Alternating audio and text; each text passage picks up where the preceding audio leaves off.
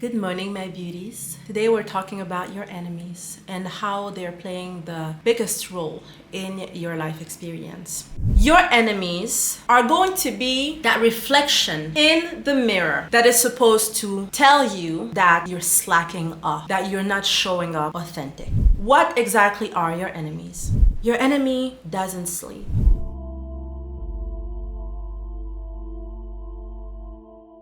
I'm going to address the topic of your enemies coming from a spiritual perspective, the notion of karma, the notion of curses, and even the notion of family, generational curses, things that are linked to your bloodline. I'm also going to address the notion of your enemies from a mindset perspective. And hopefully by the end of this video, the big win will be the motivation that your enemies should be if they're not currently. This video was inspired by a client of mine for whom I made this potion. So this is a lady who's had a lot of similar experiences as mine, and I will tell you a little bit about my own experience as being someone who was bullied a lot in my childhood and my early teenage years, but also later on in my social life, and how I have used having enemies and both spiritually winning battles and mentally overcoming my own fear of being my authentic self, and how my enemies are somehow the ones to thank. So, talking about me so that you have a little bit of context. I was born in Central Africa in an ethnic group called the Mermaid Tribe. I was raised mostly by my great-grandmother. I talk a lot about it in my book called Addicted to Pleasure, the Goddess Formula to Manifest Our Most Capricious Desires. My great-grandmother and my biological father were the pillars of my early development years. And it is only because my mother was a teenage mom. She had me a little before having her high school diploma, but she was also a very talented girl. She is a very talented and extremely intelligent woman. And she had a scholarship to go study in Paris in one of the most affluent neighborhoods and schools. So she had to make a choice, which is something that is very common in my background. The fact that the community would usually be the ones to raise a child. So you would have a mother, but also, and especially for someone like me, being born out of 4 generations of women. My mom only had one brother out of 7 siblings. My grandmother was a lonely child. However, she was raised with her cousins, and my great-grandmother, the one who raised me, was only girls. She only had sisters. She was the youngest of 5 sisters. So the men in my lineage are usually imported pieces, and you find it a lot in matriarchal societies that practice tantric rituals that have to do with awakening divine feminine. So I was raised mostly by my great-grandmother because my father was in diplomacy, traveled around the world. He lived in places like Canada, Bahrain, Paris, London, and when he retired from diplomacy, he was one of the highest ranking officials in the main water and electricity company in the country. Up to this day, when you say my father's name, people recognize him. Apparently, from seeing my face, apparently we look alike a lot. And this is basically someone who has a big impact, who has had a big impact, both in our family, but also in my small country. So my father was a very hands-on, very loving father. Called me princess. Most of the people we knew from the outside actually thought the word princess was my first name because he never called me by my actual name. And when he wasn't around, I spent a lot of time at my great-grandmother and my great-grandfather's place. So I was raised by a woman who was highly initiated, highly trained, spiritual in the occultist arts. She was practicing openly witchcraft to help women in getting husbands back, having children, and protection. So going to school, I started being bullied when I was about 7 years old because I was a very sick child. I was born with two diseases that are autoimmune. One is called sickle cell anemia and one is called thalassemia. So I was a very fragile, very tiny in my physique, and I was also most of the time the most intelligent child in my class. At 10 years old, I was already put in the leadership position of tutoring kids either in my class or in lower classes. I was highly excellent in drawing, poetry, languages, and anything that had to do with French, because I'm a French speaker, with the rules of the French language. And this didn't bring me a lot of positive attention because without really realizing, I was usually very zealous in class whenever the teachers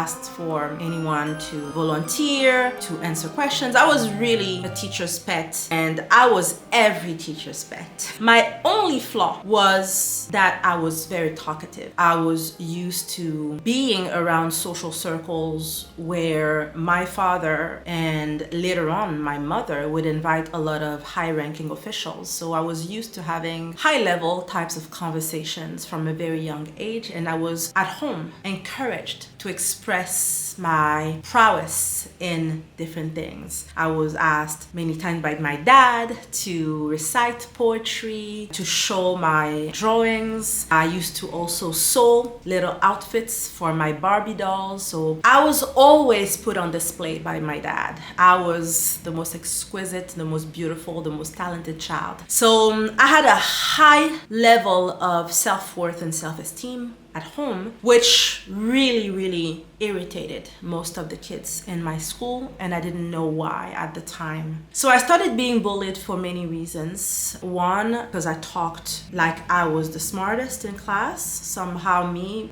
displaying being interested and interesting in class was somehow overshadowing other people, and it might have been the case. Kids in my classes wanted me to share my notes with them during any type of exams, and when I refused, I was pushed around. I was slapped one time by a girl who was probably this height, bigger than me. She was already a little older than me, even though we were in the same class. So going to school was very complicated. And at some point, my father really wondered what was going on, and he wanted to speak to the teachers and even the director of the school, which made things even worse. So I became a very silent, very isolated, very secluded child. I had my most amazing time when I spent time with my great-grandparents because I was spoiled. I was stimulated in the most amazing ways. So I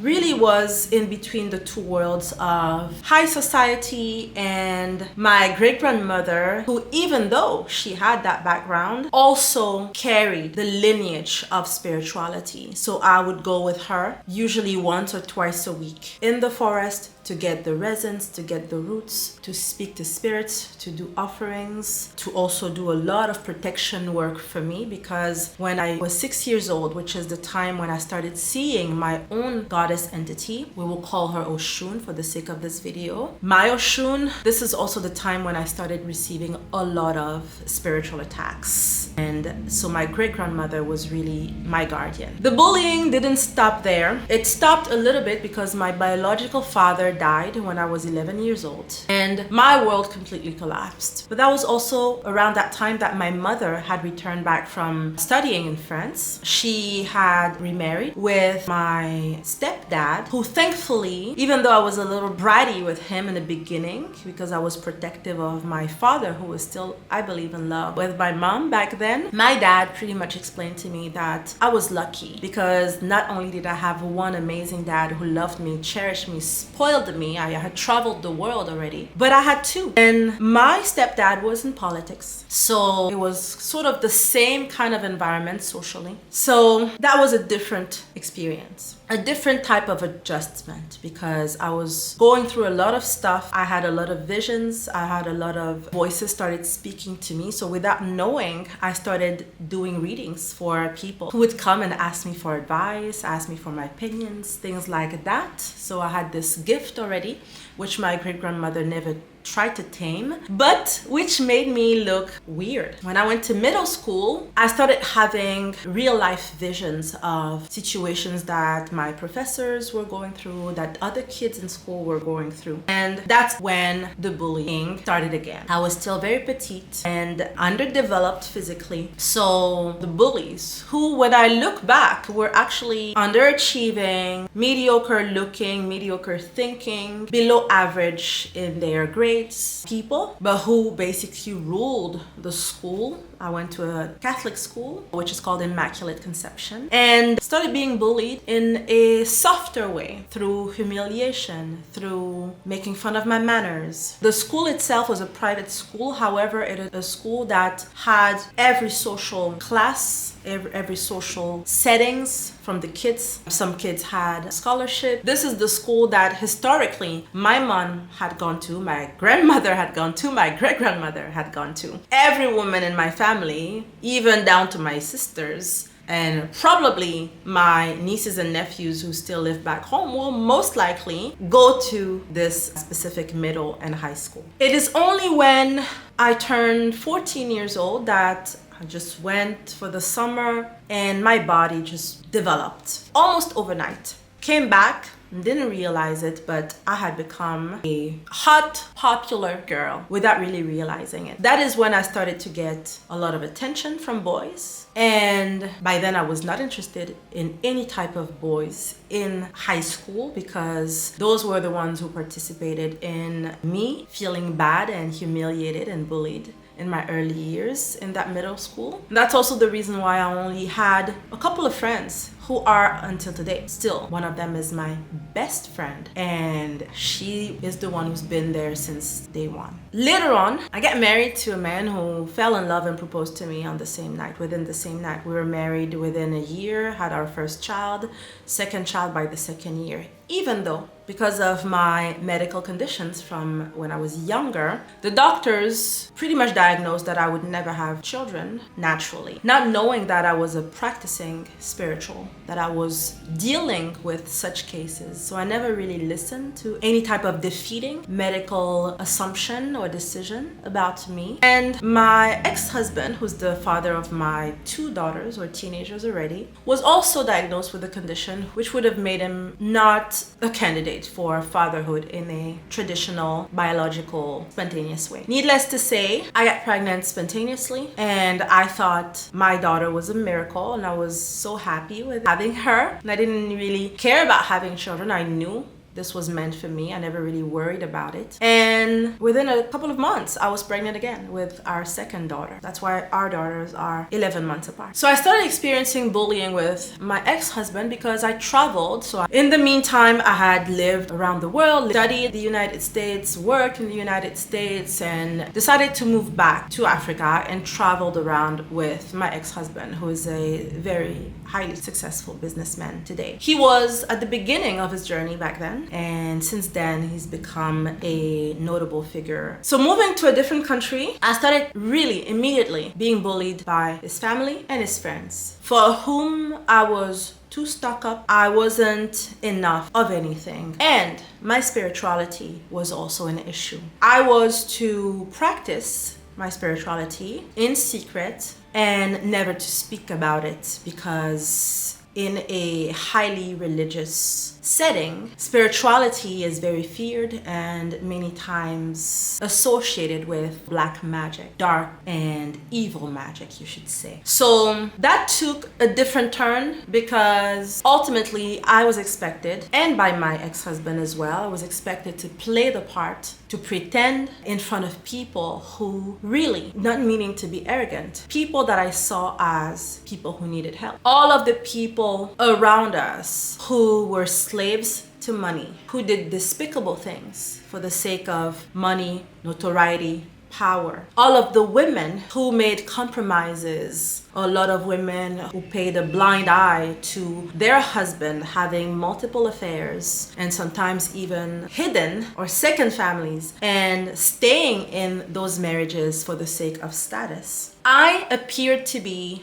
too free, too entitled to happiness. I started a few projects which all of them were successful, but were beaten down because the moment I started going to social gatherings, weddings are really important in my culture, but also galas, any event that involved my ex-husband receiving a trophy, for example. The moment people started to recognize me, it became a problem for his community. I was to be lowering myself in every aspect. When I showed up beautiful, I was too beautiful.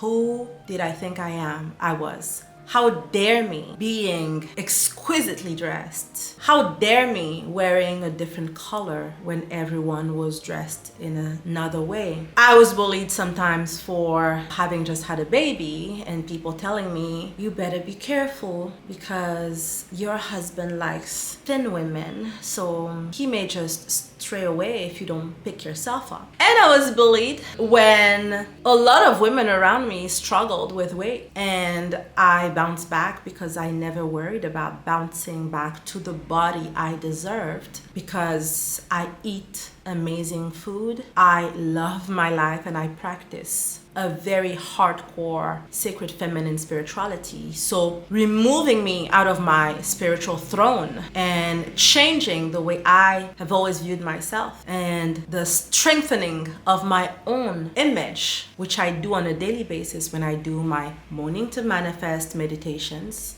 when I apply my potions and I reinforce my aura with my potions. It was really, really difficult for the wrong people. Hello, my goddess. By Christmas date, I will be discontinuing my signature potions. After December 25th, the signature collection will be completely discontinued, and I will only devote my time for my custom potion clients. Also, the price for the custom potions is going to be raised. I want to devote my might, my powers, my time to my high-end clients for whom budget is no issue, so that I'm really able to source the most potent and rarest ingredients, expanding on the precious stones that I'm using, the pheromones that I'm using, anything else that comes with what I use in my potions. If you're a client of mine, you already started your treatment, no worries. You will always buy your potions at the initial price. However, after December 25th, the price will be raised. My potions are energy shifters. They allow you to work through the trauma triggers that are still blocking you emotionally from the transformation that you want. The potions are getting more powerful, more energy shifting, more transformational, and they're reserved for women who understand the value of investing in their sacred feminine transformation. Any comment and question, put them in the comment section. If you want to order, you go straight to the website. You can reach me by email only. If you follow me on Instagram, amazing, thank you so much. However, I will not be answering DMs on those topics. contact@misspravala.com is the email where you can inquire on custom potions. I love you. Enjoy the rest of the video. So your enemies are going to be that reflection in the mirror that is supposed to tell you that you're slacking off, that you're not showing up authentic. Now, from a spiritual perspective, what exactly are your enemies? Karmically, your enemies are any type of beings who chose their incarnation at the same time as you, who have not awakened themselves in their prior life, either globally as a being or in the core self-realization aspects that they were supposed to accomplish as their mission in a past life. So these are people with whom you said, I'm having a soul contract with you because you're lower, and your job in your contract is to raise your energy, to rise above a soul contract that keeps you below. So if you're surrounded by demonic egos or energies or entities, fear, anger, envy, jealousy, victimhood, all of those plugs that you have on your auric field. The contract for your enemy was that as a soul, I know I'm supposed to rise to the occasion. So I'm going to use this incarnation to show myself, my divine self, that I'm not going to be a bully. I'm not going to be a victim of my demonic tendencies or of my low vibration tendencies. However, if I fail, I will show up as the person who is exactly the personification of everything you are not. So I am born. I have probably 1,000 soul contracts that I come with, which is the case for everyone. All soul contracts are equal, meaning that every single human being that I allow in my vicinity, in my energy space, in my auric field that is going to pierce through the protection of my aura is a soulmate. The stupid, dumb people who have taught you that a soulmate is someone you're in love with or someone who's nice to you, etc., are that. Stupid, ignorant, internet gurus, people who have learned from people who wanted to teach them nonsense to keep them in this ignorant state. A soulmate. A mate is someone you have a partnership with. A soul is simply the fact that we incarnate in this flesh carrying the soul, and the soul is the one that is supposed to oversee the mission. So an entity, a person that you meet who's going to hurt you is a soulmate. It's just that you chose and they chose to honor the contract of earth. They said,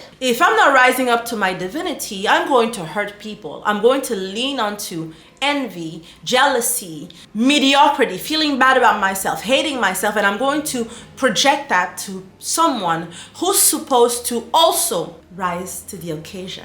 So your enemy meets you because this is the opportunity for you to go back and say, okay, they're picking me because I'm exactly the opposite of them. Because you don't get bullied, you don't get hurt, or the intention of hurt towards you doesn't come if you are a mediocre soul with a mediocre mission. They chase you to hurt you because they need your soul to submit, to go back to the state of victimhood, which is the state aligned to them. They want you to go down their level. Once again, not everyone is a spiritual. People who come to you because they're jealous of you, because they don't want you to have a promotion, because they think who do you think you are, because you're more beautiful than them, because you're more intelligent than them, or whatever, are not necessarily spiritual people. However, they feel the trigger. That's why when I make the potions, this is the potion I made for the client who inspired this video, because she's been highly emotionally triggered by people being mean,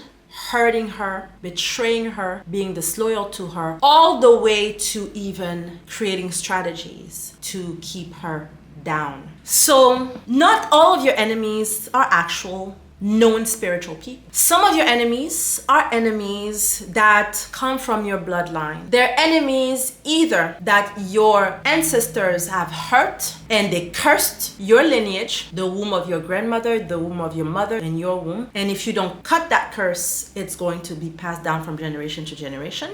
You would have a lot of families where you can see a pattern of all women get cheated on, a pattern of kids get into addiction. So you would have maybe a grandfather who was addicted to alcohol, and then a father who started to use maybe pills, and so on and so forth. So this low vibration entity, this programming glued to your body of addiction, of deteriorating your soul, depleting your soul to serve a higher demonic agenda. So it could also be an enemy from a pact that your ancestors made with a specific family or a specific group of people, or even a promise that was broken. Say you had a great grandfather who was in a position to help a group of people, and he promised to help the group of people, but he turned against them in secret. So basically in public he was the figure of helping them, and you would have that in a lot of historical figures who showed up as saviors, when in the background they actually took advantage of the situation, either by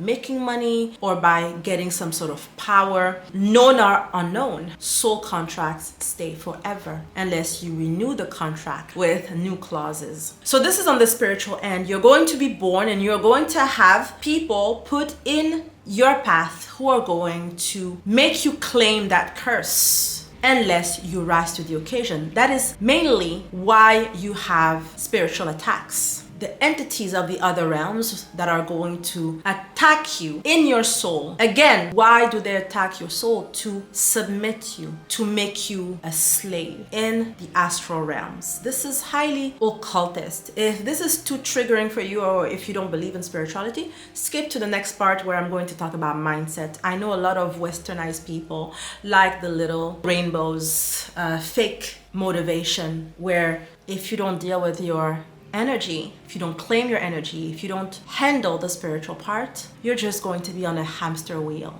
And the goal of being born is self-realization. So you may be the richest person, you will never be the happiest or self-realized. And it shows on your aura. It shows in that you're not happy. You're literally a ghost of yourself. So, mindset. Why is your enemy the greatest teacher? I just spoke about spirituality. The teaching about the spirituality is just that you need to do whatever it takes to remove any type of karmic spiritual vows, curses, contracts, so that your soul contracts change. It takes usually about 6 months to a year when you start an actual spiritual protocol. It doesn't happen overnight because you have started a cycle and you have to allow that cycle to end. Regardless of what the law of attraction, law of assumption, all of the internet gurus you're listening to are telling you, it is false. You have to finish a cycle. That is why there is such a thing as the law of delay, the law of divine delay. You have to wait for the pendulum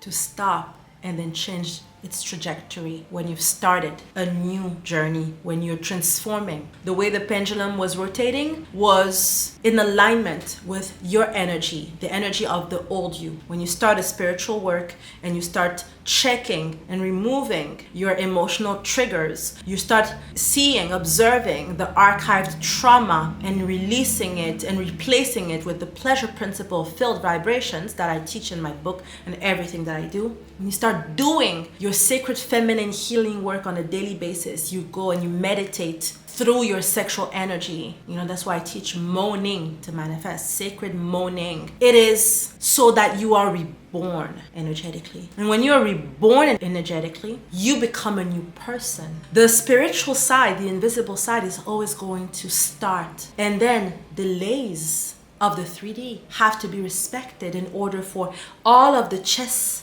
put back in a place. So you're playing a new game as a new person, a new you.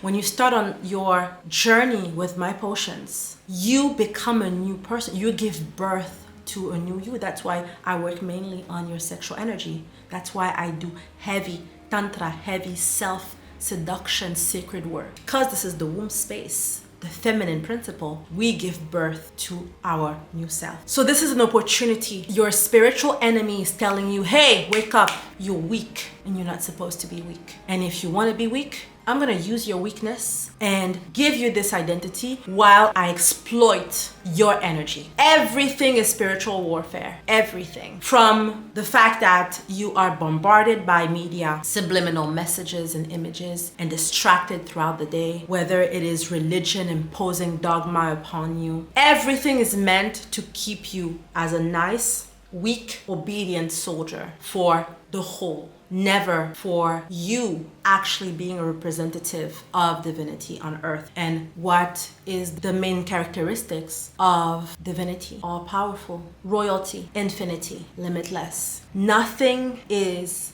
without reach. However, it's not about mindset. It's not about wanting, affirming it. If the vows are still the same, the contracts have not been renewed, you will affirm forever. Do all of the hypnosis sessions you want. Go to therapy. I have clients who come on a daily basis and they tell me, I was in therapy for 15 years. I'm in therapy. I see a hypnosis. Good for you. It's your money. Spend it however you want. Waste your time in distraction. But the mindset is also important if you know how to maneuver it. Because one thing I would say about your enemy, and I've mentioned it in other videos, your enemy has one thing you should applaud. Your enemy doesn't sleep. Your enemy is relentless. Your enemy wants to put you down.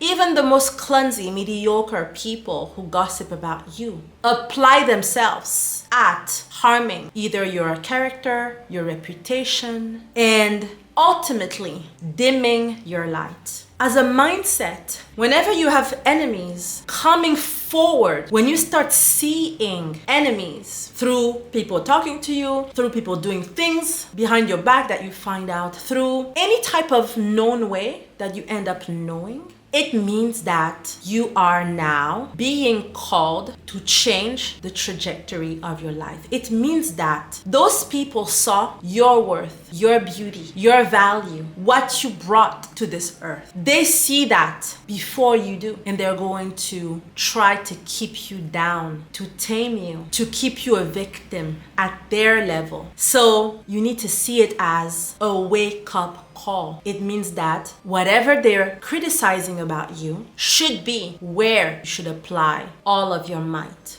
Anything you're criticized for that you know for a fact you're not trying to harm people, you're doing everything you can to help, you feel that on the inside you are a good person, you're not trying to exploit people, you need to take it as a clue that I need to turn up the volume, because you're not showing up 100% as your goddess self, which is the work that I do with my clients. In the mindset, when the potion is going to help release emotional triggers. What are the emotional triggers I talk about? You have trauma. Trauma is archived. It is either conscious or unconscious. However, it's always going to show up in your life in a subconscious way. It is unconscious because you may have forgotten about it, or because it is an old memory that you don't link to the current hardship that you're experiencing. Or it could be, like I said, spiritual, family, bloodline, lineage. So unconsciously, there is something that is hurting you. It is a trauma that is lingering on your energy field. Consciously, you're going to express the triggers of it. You're going to see, for example, that however beautiful you may feel, no man wants to stay with you, or all men cheat on you. I have had a couple of clients actually in my 22 years of being a potion maker. I've had 2 clients who actually had several husbands and boyfriends who died. And they told me, my sister's boyfriend passed away last year. My first husband passed away, and now my husband passed away. She had 2 men dying, and her sister had the same pattern. So she's going to be triggered. If she sticks on the mindset, she's going to think things like, I'm cursed, which actually she is. But if it's something more mundane, more average, like men who show up in my reality are not real men. They're not in their masculine. They want to share our expenses, or they're not men who impose authority. They're not men who are respected, or they're not men who are as successful as me. This is a situation of women who are highly successful. And because they stuck to mindset, they created this shell around themselves, which made them extremely masculine. However, just because I show up to you this way, and some of you may feel that I am feminine, does not mean that my energy is necessarily feminine. I could learn all of the codes, because there are so many coaches that tell you how to speak this way, how to do this. But if your energy is the energy of a man, literally, because you've built up your defense mechanism, your lack of strength in your root chakra, in your muladhara, in your survival energy has not been built to the point where you feel that you're always safe in a relationship, you're going to show up with mannerism and reflex responses that are always going to be masculine. You're going to say things that are demeaning to men, or you're going to, out of fear of the men not doing something, you're going to anticipate. I have clients who tell me things like, well, if I don't do it, he's never going to do it. Or if I don't do it, it's not done the way it's supposed to be. It's not done right. So you're becoming a mother, you're becoming a teacher, you're becoming this person who's going to judge and oversee the behavior of a man. How do you want any man to be fully masculine? It is not a mindset thing. It is a healing that needs to be done, because the trauma is unconscious. The trigger is conscious. And what is the subconscious voice is all of the reasons why you feel that it is safe for you to stay at a place of suffering, pain, and hardship. That is why mental mindset work can never be enough. Because I can tell you every day, waking up, you're worthy, you're beautiful, you're meant to have the most extraordinary life. You're meant to be this woman who's a trophy to her man, her husband. You're a woman who's supposed to shine in society instead of lowering your head for the sake of looking, thinking, speaking like everyone else. Your authentic self is actually a blessing. I can say all of those things to you. They will never sink in if that programming is still there, if that trauma is still there on your energy field. It is a fact. So again, the mindset aspect of your enemies is that take it as a wake-up call. I need to start investing in whatever is holding me back, either spiritually, either in mindset. Because your enemies, however unsophisticated, mediocre, or the most sophisticated ones, will not stop unless you rise above them. You show up as you're supposed to be. If you're meant to be, if your contract was always to be the most beautiful woman in any room you go in, if you're not doing that, if you're not showing up as this is what I am and I love that, not as a narcissistic trait, even though, like I said, narcissism is a highly feminine trait compared to men who show up in narcissism.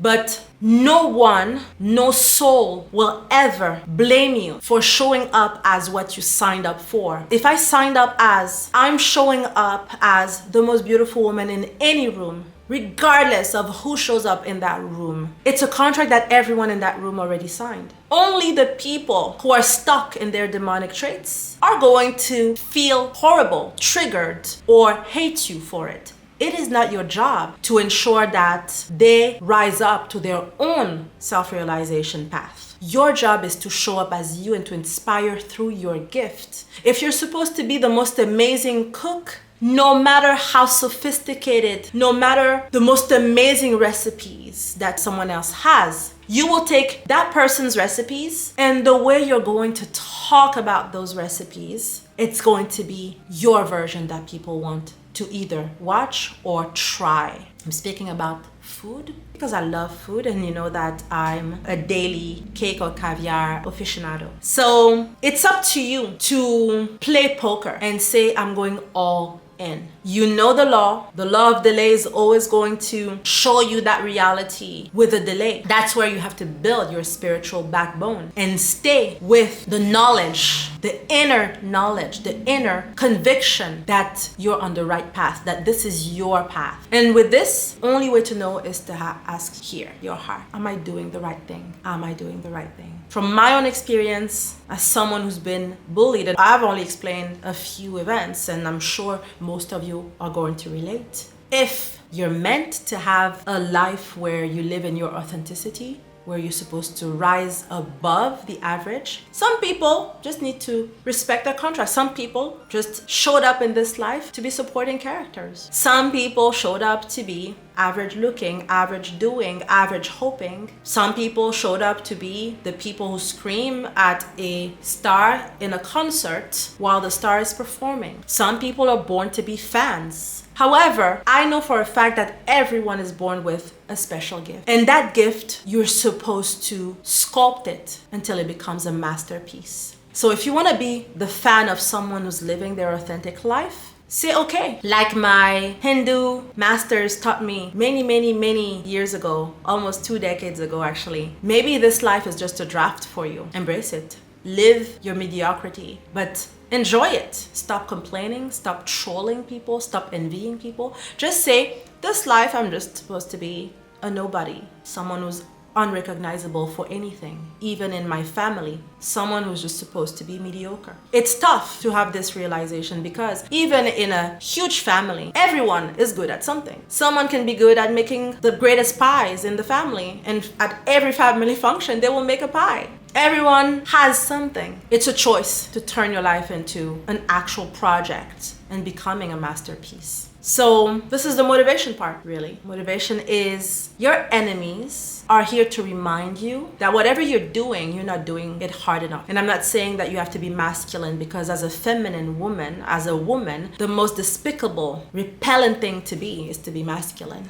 To be defensive, to be gossipy, to lurk at what people do. Unless you're a gossip journalist, which I guess it's a life mission to gossip about people's lives. Definitely a very low vibrating mission, but to each their own. It's still a soul contract that was respected. But the motivation is whenever people beat you down, whenever people hurt you, whenever people criticize you, take the beating, go down, take the punches, experience the hurt, But then understand that this doesn't define you. It defined the version of yourself you showed up as. You know, I'm below you. I'm mediocre. I'm a victim. I'm little. I don't have a shiny light star. This was the old version of you that actually deserved the wake-up call. The goal is take the punches. You allow yourself to bleed, then to heal. You do whatever it takes. And then you put all of your coins, all of your might, all of your energy. You devote yourself to your own masterpiece. Procrastination as an excuse to not showing up, and they love distraction.